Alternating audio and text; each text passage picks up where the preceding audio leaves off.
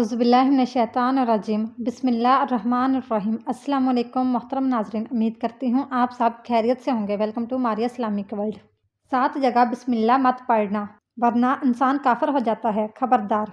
وہ 7 جگہ کون سی ہے ضرور جانیے گا۔ قرآن مقدس اللہ کی عظیم کتاب ہے، یہ برکت والی کتاب ہے۔ اس کی آیتیں مومنوں کے لیے شفا ہیں۔ اس کے ایک ایک حرف میں 10 نیکیاں اللہ نے مقرر فرمائی ہیں۔ قرآن مقدس دنیا آخرت کی پریشانیوں کا علاج ہے۔ قرآن مقدس رحمتوں کا خزانہ ہے، لیکن اس عظیم رحمت والے خزانے سے مالا مال ہونا ہو تو پہلے سچے دل سے بسم اللہ الرحمن الرحیم پڑھو، پھر اس خزانے کو کھولو اور زیادہ سے زیادہ اللہ کی رحمتوں کو حاصل کرو۔ جب قرآن مقدس جیسی عظیم کتاب بغیر بسم اللہ الرحمن الرحیم کے نہیں کھلتی تو دوسرے جائز کاموں کی برکتیں بغیر بسم اللہ الرحمن الرحیم کے کیسے حاصل ہو سکتی ہیں؟ حضرت عثمان بن عفان رضی اللہ تعالیٰ عنہ نے رسول اللہ صلی اللہ علیہ وآلہ وسلم سے بسم اللہ کی نسبت سوال کیا۔ آپ صلی اللہ علیہ وآلہ وسلم نے فرمایا، یہ اللہ تعالیٰ کا نام ہے۔ اللہ تعالیٰ کے بڑے ناموں اور اس میں اس قدر نزدیکی ہے جیسے آنکھ کی سیاہی اور سفیدی ہے۔ جابر رضی اللہ تعالیٰ عنہ فرماتے ہیں، جب یہ آیت بسم اللہ الرحمن الرحیم اتری، بادل مشرق کی طرف چھٹ گئے، ہوائیں ساکن ہو گئیں، سمندر ٹھہر گیا، جانوروں نے کان لگا لیے، شیطان پر آسمان سے شعلے گرے، اور پروردگار عالم نے اپنی عزت و جلال کی قسم کھا کر فرمایا کہ جس چیز پر میرا یہ نام لیا جائے گا اس میں ضرور برکت ہوگی۔ ابن مسعود رضی اللہ تعالیٰ عنہ فرماتے ہیں کہ جہنم کے 19 دراگوں سے جو بچنا چاہے وہ بسم اللہ الرحمن الرحیم پڑھے۔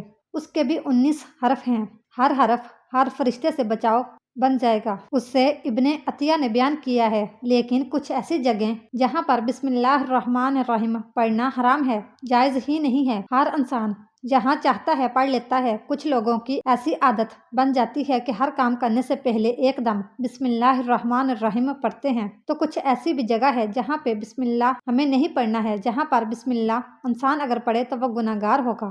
بسم اللہ کا پڑھنا ایسی جگہوں پر، ایسے مقامات پر جائز ہی نہیں ہے۔ اب آپ یہ سمجھ لیجئے کہ کون سے مقامات پر بسم اللہ پڑھنا چاہیے، کن مقامات پر بسم اللہ نہیں پڑھنا چاہیے۔ ناظرین، آپ نے سنا ہوگا کہ ہر کام شروع کرنے سے پہلے بسم اللہ الرحمن الرحیم پڑھنا چاہیے، کیونکہ بسم اللہ الرحمن الرحیم کا معنی ہے کہ اللہ کے نام سے شروع، جو بڑا مہربان نہایت رحم والا ہے۔ یعنی ہم کام کو جو شروع کر رہے ہیں وہ اللہ کے نام سے شروع کر رہے ہیں تاکہ اللہ تعالیٰ ہمارے اس کام میں برکت عطا فرما دے۔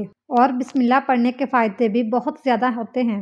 اگر کوئی انسان کسی کام کو پڑھ کے کرتا ہے تو اللہ تبارک تعالیٰ اس کام میں برکت عطا فرماتا ہے، اور یہ سنت بھی ہے۔ حضور صلی اللہ علیہ وآلہ وسلم نے بہت سارے مقامات پر ہمیں بسم اللہ الرحمن الرحیم پڑھنے کی تاکید فرمائی ہے، اور حضور صلی اللہ علیہ وآلہ وسلم نے بسم اللہ الرحمن الرحیم پڑھنے کا حکم دیا ہے۔ اگر آپ کوئی بھی نیک کام شروع کر رہے ہیں، اس نیک کام شروع کرنے سے پہلے بسم اللہ الرحمن الرحیم اگر آپ پڑھ لیں گے تو آپ کی سنت بھی ادا ہو جائے گی، اور اس پہ آپ کو ثواب بھی ملے گا اور اس کی برکتیں بھی آپ کو ملیں گی۔ اگر آپ نے کسی نیک کام شروع کرنے سے پہلے بسم اللہ پڑھ لیا تو پھر انشاءاللہ اس میں آپ کا نقصان نہیں ہوگا۔ اللہ تعالیٰ خود آپ کا حامی مددگار اور ناصر بن جائے گا، کیونکہ آپ نے اپنے اس کام کو اللہ کے نام سے شروع کیا ہے کہ ہمارا کام تھا کرنا، اور بندہ کیا کرتا ہے جو اس کے بس میں ہوتا ہے۔ بندہ تو اسباب اختیار کرتا ہے، اور بندہ کر بھی کیا سکتا ہے، بندے کے ذمہ صرف اسباب کا اختیار کرنا ہے کہ آپ کسی کام کو کرنے سے پہلے سبب اختیار کریں کہ ہمیں یہ کام کرنا ہے، باقی آپ اللہ کے سپرد کر دیں، آپ اپنے کام کو کریں، باقی جو اب آپ کا کام ہے وہ اللہ تبارک تعالیٰ کے سپرد کر دیں۔ ایک مرتبہ ایک صحابی آئے، آ کر عرض کیا، یا رسول اللہ صلی اللہ علیہ وآلہ وسلم، میں پریشان ہوں، ہمارے اونٹ کہیں کھو گئے ہیں۔ تو آپ صلی اللہ علیہ وآلہ وسلم نے ان کو یہ بتایا کہ اللہ پہ بھروسہ کرو، اور اللہ پہ بھروسہ ہی اصل چیز ہے۔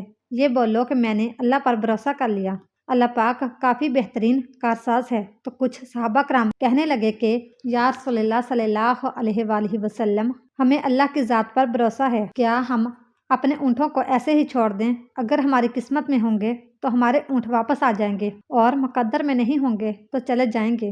ہمیں اللہ کی ذات پر بھروسہ ہے۔ تو آپ صلی اللہ علیہ وآلہ وسلم نے فرمایا کہ نہیں، پہلے اپنے اونٹ کو باندھو، پھر اللہ کی ذات پر یقین کرو، پھر اللہ کی ذات پر بھروسہ کرو۔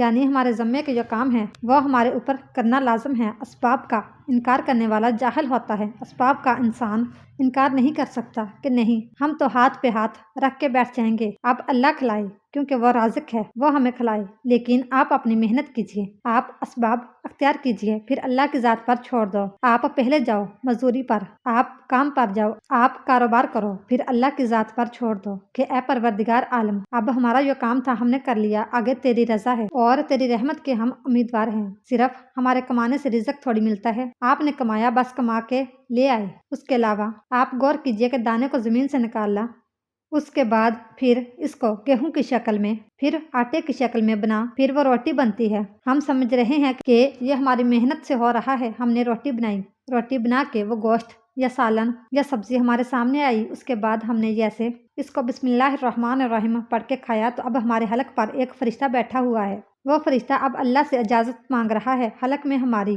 2 نالیاں ہوتی ہیں، ایک نالی ہوتی ہے جو سانس کی ہوتی ہے، ایک نالی وہ ہوتی ہے جس سے رزق اندر جاتا ہے، کھانا اندر جاتا ہے۔ تو یہ 2 نالی بالکل برابر ہوتی ہے اور دونوں کا ایک ہی چھید یعنی سوراخ ہوتا ہے، لیکن پھر وہ اندر جا کر الگ ہو جاتی ہیں۔ اب آپ یہ سوچ کر دیکھیے کہ فرشتہ جہاں پر بیٹھ کر اللہ تعالیٰ سے پوچھتا ہے کہ ہمارے ہر لقمے پہ کہ مولا اس لقمے کو زندگی کا سبب بناؤں یا موت کا باعث بنا دوں۔ اب اللہ تعالیٰ کی اگر مرضی ہوتی ہے تو وہ لقمہ زندگی کا سبب بن جاتا ہے، اور اگر اللہ کی مرضی نہیں ہوتی تو وہ لقمہ موت بن جاتا ہے۔ یعنی اگر وہ لقمہ بجائے خوراک والی نالی میں جانے کے اگر وہ سانس کی نالی میں چلا جائے تو پھر انسان ختم ہو جائے گا۔ تو آپ دیکھیں ہم نے اتنے سارے کام کیے، لیکن فرشتہ جہاں پر بیٹھا ہوا ہے کہ اس نوالے کو اس لقمے کو کہاں لے جانا ہے، تو یہ آپ نے اسباب اختیار کیے، یعنی اس کو اسباب اختیار کرنا کہتے ہیں، اور اللہ تبارک تعالیٰ پر چھوڑ دیا۔ تو نیک کام ہم شروع کر رہے ہیں، کھانا کھا رہے ہیں تو ہمیں بسم اللہ پڑھنے کی تاکید کی گئی ہے، لیکن بہت سارے لوگ ایسے ہوتے ہیں کہ کچھ حرام کام کرتے ہیں، جیسے کہ مثال کے طور پر اگر کوئی انسان جوا کھیل رہا ہو تو اس میں بسم اللہ کا پڑھنا حرام ہے کہ اللہ کے نام سے شروع۔ اللہ نے کب کہا تھا کہ آپ جوا کھیلو جا کر؟ اللہ نے کب کہا تھا کہ آپ شراب بیچو جا کر؟ اللہ نے کب کہا تھا کہ آپ جھوٹ فریب مکر کرو جا کر؟ اللہ نے تو کہا ہی نہیں۔ ایک شخص نے بڑی عالیشان منزل بنوائی اور اس پر لکھا ھذا من فضل ربی، اور شیطان نیچے بیٹھا رو رہا ہے۔ تو لوگوں نے پوچھا تو کیوں رو رہا ہے؟ تو اس نے کہا کہ دیکھو میں نے اس سے جھوٹ بلوایا، فراڈ کروایا، ہم نے اس کی بلڈنگ فراڈ کر کے بنوا دی، اور یہ لکھ رہا ہے ھذا من فضل ربی، یہ میرے رب کا فضل ہے۔ اللہ نے کہاں کہا تھا کہ جھوٹ بول کے کمانا؟ اللہ نے کہاں کہا تھا کہ ڈونگ کرنا؟ اللہ نے کہاں کہا تھا کہ فراڈ کرنا؟ تو مقصد صرف یہ ہے کہ شیطان تو ہر طرح سے انسان کو بہکاتا ہے، تو اس لیے حرام کاموں سے پہلے ہمیں بسم اللہ ہرگز نہیں پڑھنا ہے۔ ہمیں ہر نیک کام شروع کرنے سے پہلے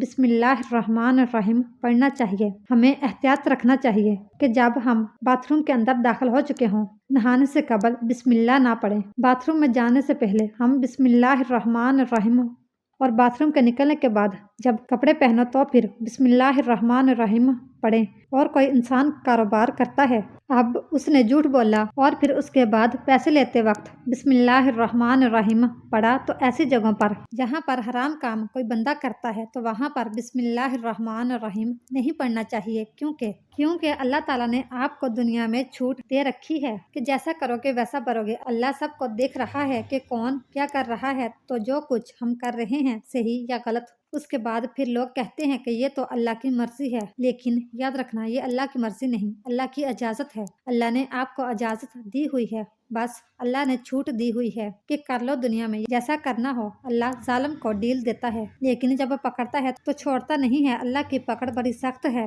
تو دنیا میں اللہ دیکھ رہا ہے، یہ مرضی نہیں ہے اللہ کی کہ آپ گناہ کرو، لیکن اللہ نے بس اجازت دی ہوئی ہے کہ آپ کر لو، دیکھیں کتنا کرو گے۔ ایک دن آؤ گے میرے پاس، جب آؤ گے تب ہم فیصلہ کریں گے۔ مالک یوم الدین، انصاف کے دن کا حاکم تو اللہ کی ربوبیت سمجھیں، اور ہمیں یہ سمجھنا چاہیے کہ کون سے کام ہمیں کب کرنا چاہیے، کب نہیں کرنا چاہیے۔ جو سنت رسول صلی اللہ علیہ وآلہ وسلم پر ہم عمل کریں گے تو اللہ تعالیٰ ہمیں کامیاب کر دے گا، دنیا میں بھی اور آخرت میں بھی انشاءاللہ تعالیٰ۔ اللہ پاک ہمیں بہتر عمل کرنے کی توفیق عطا فرمائے اور ہمارا خاتمہ ایمان پر فرمائے، آمین ثم آمین۔ اس طرح کی مزید اسلامک اور معلوماتی ویڈیو دیکھنے کے لیے ہماری ویڈیو کو لائک، شیئر اور چینل کو سبسکرائب ضرور کیجیے گا۔ Thanks for watching.